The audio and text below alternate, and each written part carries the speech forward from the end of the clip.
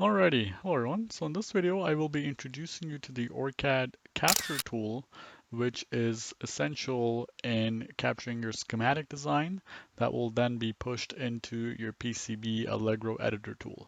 So on display here, what I have is just a partial LED circuit, and I want to walk you through the steps involved in order to bring this circuit to completion.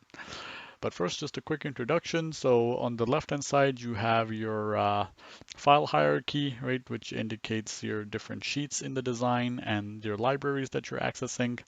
And then in the main window here, you have your schematic canvas. And then along the top and the right-hand side, you have the different features or items that you can select.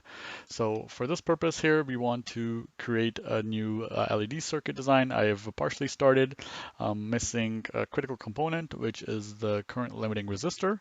So let's go ahead and try and get that on the board. So I would go to the place drop down here, select place part. I have a generic library that's been provided by default by the Cadence tool selected here, and I would or if in your particular design, you would just go to this button here and click Add Library. Pick the one of choice. I have selected Discrete because I want to find a resistor to use in my design. And just a quick search there. This is the part that will serve the purpose. And there you go, I drop it on the schematic sheet. Okay, so now what's remaining is to essentially just wire the circuit. So let's pick up our draw tool here and connect these points of interest.